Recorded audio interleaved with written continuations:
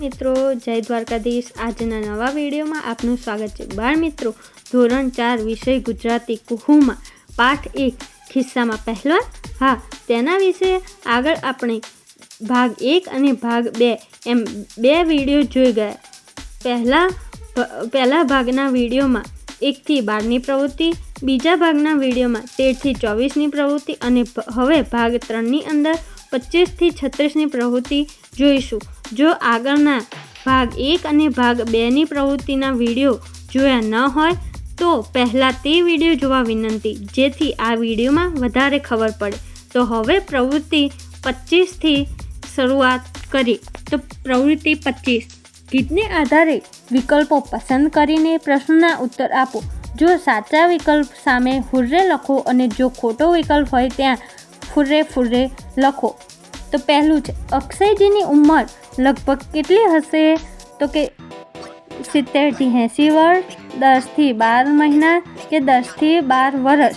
તો હવે જો 70 થી 80 વર્ષની હતી અક્ષયજીની ઉંમર, તો કે ના, તો શું આવશે? ફુર્રે ફુર્રે। 10 થી 12 મહિનાની હતી તો હા, તો હુર્રે। 10 થી 12 વર્ષ હતી તો ના, તો કે ફુર્રે ફુર્રે। અક્ષયના મોંમાં કેટલા દાંત આવ્યા છે? તો 6 અથવા તો 7, એ સાચું છે એટલે ત્યાં શું આવશે? હુર્રે। તો જોઈએ 6 અને 7 તો કે ફુર્રે ફુર્રે, 6 અથવા 7 તો કે હુર્રે, 6 તેથી 7 તો ફુર્રે ફુર્રે। જે સાચું હોય ત્યાં હુર્રે લખવાનું અને જે ખોટું હોય ત્યાં ફુર્રે ફુર્રે લખવાનું, બરાબર। હવે ત્રીજું છે, લઈને બારાત આવ્યો એટલે? તો કે દાંત વરઘોડા કાઢીને આવે છે તો ખોટું છે, તો કે ફુર્રે ફુર્રે। દાંતના જીભ સાથે લગ્ન કરે છે તો કે ના, ખોટું છે, તો ફુર્રે ફુર્રે।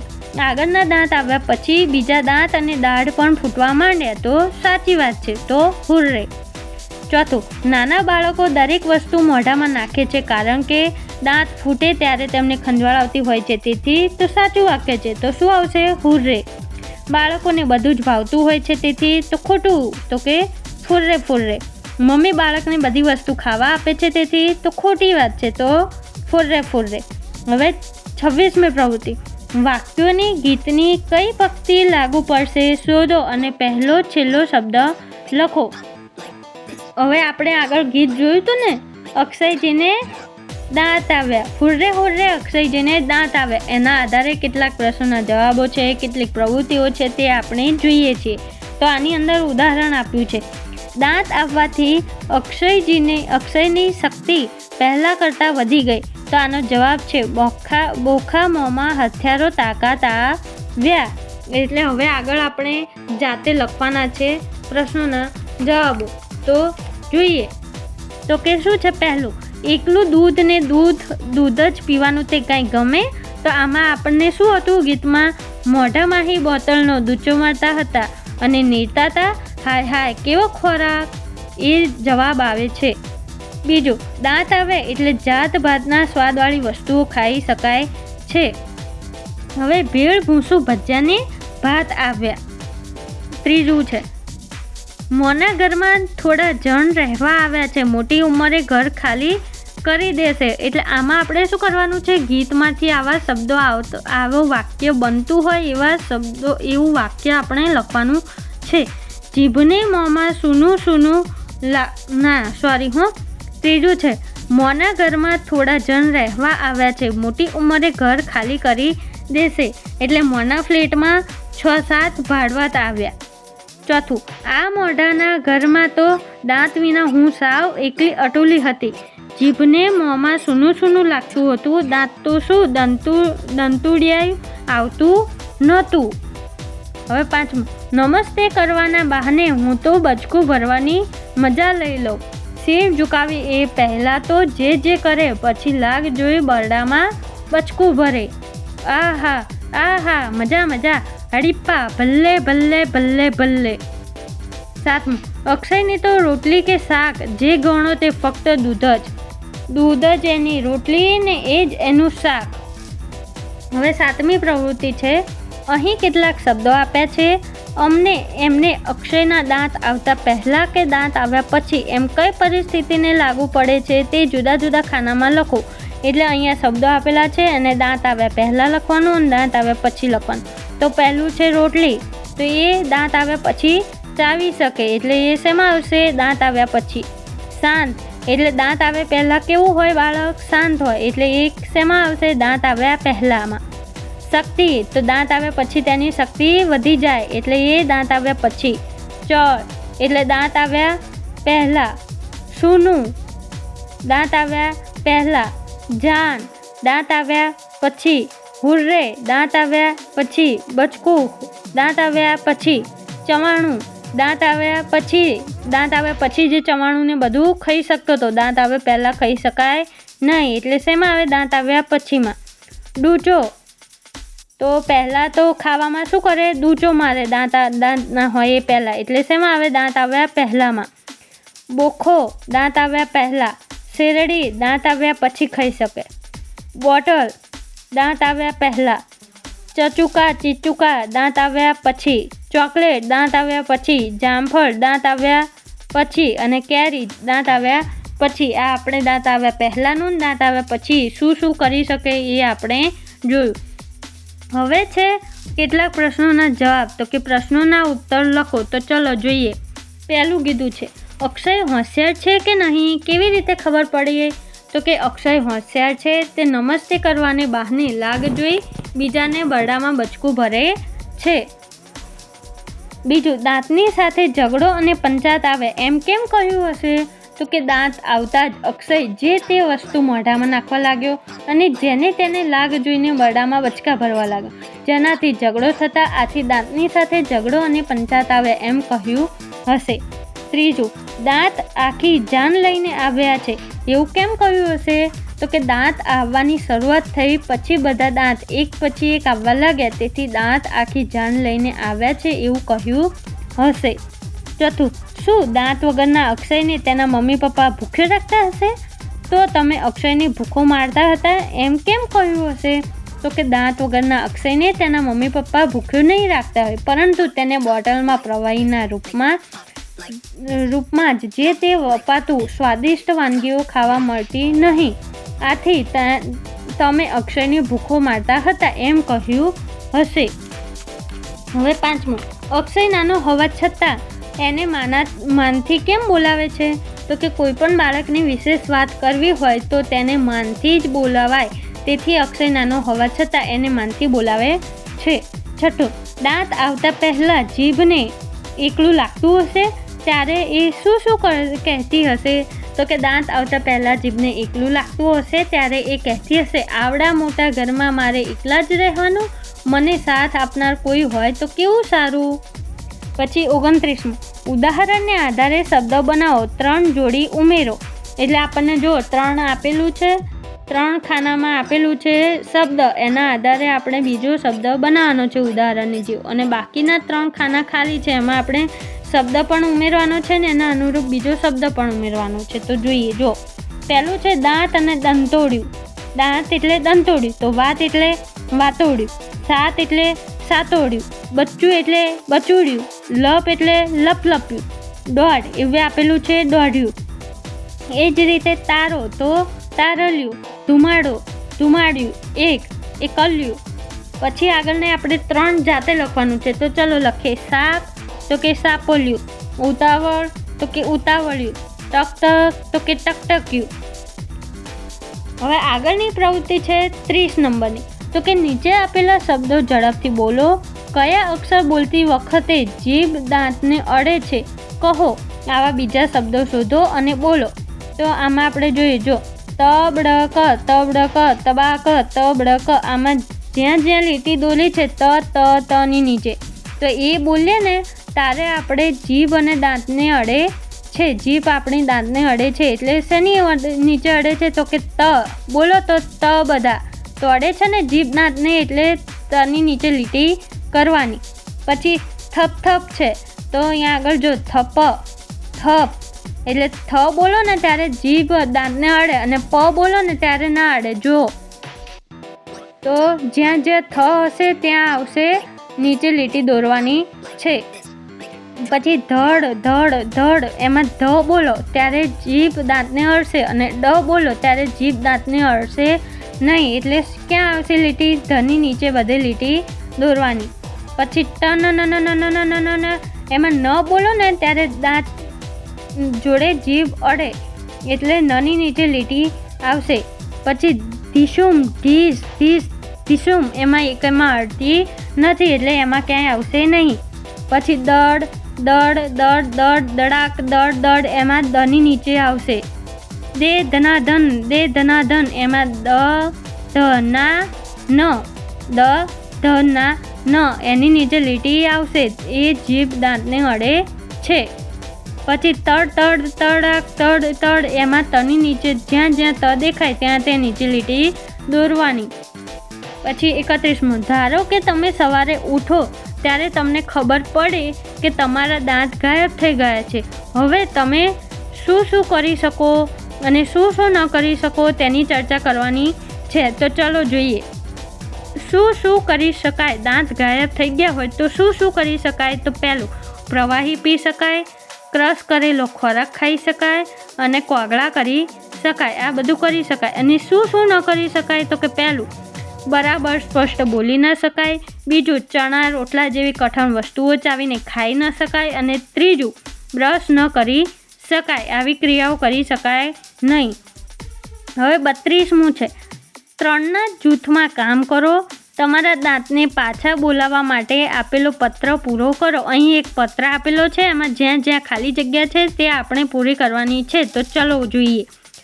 2 નંબર, સરદારનગર, કાંકરિયા, અમદાવાદ. તારીખ તો કે 11/6/2021.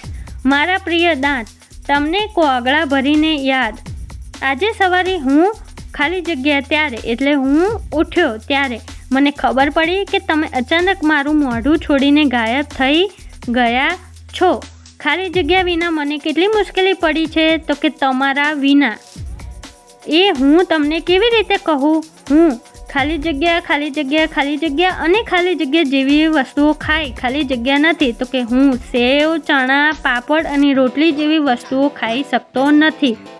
તમે ખાલી જગ્યા ત્યારે આ બધી વસ્તુઓ ખાવાની કેવી ખાલી જગ્યા?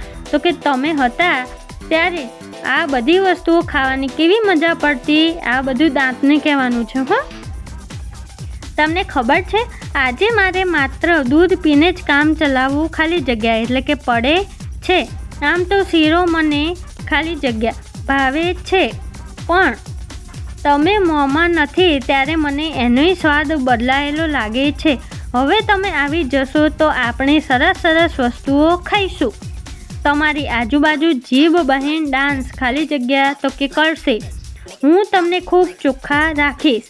સવાર સાંજ ખાલી જગ્યા છે એ આપણે પૂરી કરવાની છે. તો કે સવાર સાંજ બ્રશ કરીશ, તમારું ખૂબ ધ્યાન રાખીશ, તમારી સાથે વાતો કરીશ. મહેરબાની કરીને તમે પાછા આવી જાઓ ને. તમારા વગર મારાથી ઘણું કહેવા જેવું બોલાતું નથી. એ મારા વાલા ધોળા રૂપાળા દાંત, હું તમને વિનંતી ખાલી જગ્યા કરું છું. અને હા, સાથે દાઢ બહેનને પણ લેતા આવજો. અત્યાર સુધી મારી જે ભૂલ થઈ હોય એની માફી માગું છું. તમારા આવવાની રાહ જોઉં છું. તમે આવશો તો મને રાહત થશે. તમને હું સારું સારું ખવડાવીશ. આવશો ને? લિખિતન, તમારો મિત્ર સંજય. આ પત્ર તમે તમારી રીતે પણ લખી શકો છો. મેં મારી રીતે કહ્યું તમને. હવે આગળની પ્રવૃત્તિ છે 33 નંબર. તો શું કીધું છે જોઈએ. બાળક ચાલતું થાય તો તેને પગ આવ્યા એમ કહે છે. બાળકને પગ આવતા પહેલાં અને પછી શું થાય તે માટેના વાક્યો બનાવો. તે માટે આવા શબ્દો ઉપયોગમાં લઈ શકો. કહ્યા કરું, ઘોડિયું, ખેલે બાંધી રાખવું, જાત્રા, યાત્રા, ભાંકોડિયું, ધમાલ, દોડા દોડ અને તોડફોડ. તો આના આપણને પગ આવે એ પછી બાળકો શું શું કરે છે એ આપણે વાક્ય સ્વરૂપે લખવાનું છે. અને એમાં આ ઉપરના જે શબ્દો આપેલા છે તેનો આપણે ઉપયોગ કરી શકીએ છીએ. હું મારી રીતે બનાવું છું, તમે તમારી રીતે અલગ પણ બનાવી શકો છો. તો છે ખાલી જગ્યા બહેન ભાઈને પગ આવે. તો કે અહીંયા તમે તમારા ભાઈ કે બહેનનું નામ લખી શકો છો. સરિતાના બહેન કે ભાઈને પગ આવ્યા. પગ આવતા પહેલાં તે કહ્યા ગુરુ હોય, તે ઘોડિયામાં રમ્યા કરે, તે ભાંખોડિયા ભરે, તેની યાત્રા શરૂ થાય, પગ આવ્યા પછી તેની ધમાલ વધી જાય, તે દોડાદોડ કરે અને જે વસ્તુ હાથમાં આવે તે તોડફોડ કરે. ક્યારેક તો તેને ખીલે બાંધી રાખવું પડે છે. 34મું છે વાંચો, મજા કરો, સમજો અને સમજાવો. ચલો બધા તમારી પોતાની પાઠ્યપુસ્તકમાં જુઓ તો પાના નંબર 20 ચિત્ર બધા આપેલા છે. જો પહેલું છે પ્રશ્નાર્થ ચિહ્ન એટલે કે વિચારે છે, પછી માથે હાથ રાખીને વિચારે છે, પછી નીચી નજર કરીને વિચારે છે, પછી ત્રીજામાં કેવું કરે છે જુઓ તો વધારે પૂરતું ખૂબ ઊંડાણપૂર્વકનું વિચાર કરે છે, પછી ત્રીજામાં ફરી 2 માથે હાથ રાખે છે અને નીચું જોઈને એટલે ખૂબ વિચારે છે, અને ચોથામાં પણ વિચારે છે. આ બધા પ્રશ્નાર્થ ચિહ્ન છે. પછી બીજામાં શું લખ્યું છે જુઓ તો અરે યાર, ઓ સીટ, આપણે એવું નહીં કહેતા, ખબર છે વાક્યમાં એ રીતે છે ચિત્ર. પછી બહુ ખુશ હોય ત્યારે વાહ, પછી આમ ઉદાસ હોય ત્યારે કેવો શબ્દ વાપરે અરે રે, એ રીતનું છે. પછી આગળ પણ 2 ક્વેશ્ચન માર્ક છે, પછી આગળ પણ 2 ક્વેશ્ચન માર્ક છે. શું કહ્યું, શેના માટે, જરા ઊભો રહે, એ રીતે કહેવા માટે શું કરવાનું છે, શું કહેવું છે, એના માટે કેવો ક્વેશ્ચન વપરાય એ છે. પછી અરે તને શું થયું, આપણે આશ્ચર્ય સાથે બોલીએ ને, અરે તને શું થયું, એ રીતે પણ ક્વેશ્ચન વપરાય. અરે વાહ, જોરદાર છે હા, તો એ માટે ઉદ્ગાર ચિહ્ન વપરાય. પછી કીધું છે વાહ, બસ, મસ્ત, ઓહો, અરે રે, બાપ રે, એ બધામાં પણ ઉદ્ગાર ચિહ્ન આવે છે. તો આ ચિત્રને સમજવાની મજા આવી ને બાળકો? હવે આ પાઠ આપણે તો બહુ ભણ્યા, બહુ જોયું, બહુ મોટો લાંબો પાઠ હતો. તો હવે આપણે થોડુંક હસી લઈએ, એમાં જોક્સ છે. ચલો જોઈએ. ચિંટુ ડૉક્ટરને, શું તમે દુખાવા વગર દાંત કાઢી શકો છો? તો ડૉક્ટર, ના. ચિંટુ, હું કાઢી શકું છું. ડૉક્ટર, કેવી રીતે? તો ચિંટુ શું કહે છે? હી. એવી રીતે હસવા લાગ્યો. પછી 36મી પ્રવૃત્તિ છે લગભગ સરખા, એટલે કે જો આગું એટલે કે દૂર અને છેટું એટલે સમાનાર્થી શબ્દો આપણે કહીએ ને એ રીતના શબ્દો છે. જો સૂક ચડવી એટલે અતિશય અણગમો થવો, ખાબોચિયું પાણીથી ભરેલો નાનો ખાડો, ભીંજાવવું એટલે કે પલળવું, નિરાંત એટલે કે ફુરસદ, કરચલી કોઈ સુંવાળી સાફ વસ્તુ સંકોચાવાથી એમાં, પડતોસળ કમાલ એટલે કે નવાઈ ઉપજાવે એવું ઘણું સારું, ફાંકડું એટલે કે રસિક, ફક્કડ, કડક એટલે કે કઠણ, આકરું, સંચોક કપડાં સીવવાનું મશીન, અતિશય ઘણું જ પુષ્કળ, હરખ આનંદ, ધાબુ, ડાઘો છાપરાને ઠેકાણે કરેલી અગાસી, છાકો પાડવો એટલે કે ગર્વ કરવો, રોફ કરવો, અવનવું એટલે કે નવી જાતનું નવતર, જાણકાર જાણનાર, ચોકઠું દાંતનું ચોકઠું, બારીકે બારણા બેસાડવા વાર, 4 રાકડા સાલતવીને કરેલો ચોકડો ગાંઠ, બચકું એટલે કે કરડવું તે, ગાયબ એટલે કે અલોપ ગુમ થયેલું, કહ્યાગરું એટલે કહ્યું કરે એવું આજ્ઞાંકિત, ધમાલ એટલે કે ધમાચકડી, ભાંખોડી એટલે કે ગૂંઠણ એટલે કે ભાંખોડી એટલે ઢીંચણ ઉપર ચાલે એ. નાના બાળકો ચાલતા ના શીખે એ પહેલાં ભાંખોડે ચાલતા હોય છે, ખબર છે ને બાળકો? હવે શબ્દ પોટલી, આમાં તમને જે અઘરા શબ્દો લાગતા હોય એ તમારે અહીંયા લખવાના છે. હું મારી રીતે તમને અમુક શબ્દો અઘરા લાગે છે એ રીતે અહીં લખું છું. પ્રતિજ્ઞા, પ્રવૃત્તિ, પ્રક્રિયા, તર્યા, ફર્યા, તર્યા, ધર્યા, પક્ષી, લક્ષ, ક્ષતિ, ક્ષમા, ધ્યાન, મ્યાન, ત્યાગ, ખ્યાલ, વિદ્યા, વિદ્યાર્થી, શક્તિ અને ભક્તિ. મેં મારી રીતે શબ્દો લખ્યા છે. તમને જે શબ્દો અઘરા લાગતા હોય એ તમારે અહીંયા શબ્દ પોટલીમાં લખવાના છે. મેં મારી રીતે તમને અનુરૂપ લખ્યા છે, પણ તમે તમારી જાતે પણ લખી શકો છો. અહીં આપણે આ પાઠ પૂરો કરીએ છીએ. જો તમને મારા વિડીયોમાં ભણવાની મજા આવતી હોય અને તેમ છતાં હજુ સુધી જો તમે ચેનલને સબસ્ક્રાઈબ ન કરી હોય તો ચેનલને સબસ્ક્રાઈબ કરો અને બેલ નોટિફિકેશન ઓલ પર સેટ કરો કે જેથી નવા આવનારા તમામ વિડીયોની માહિતી તમને મળતી રહે. બાય.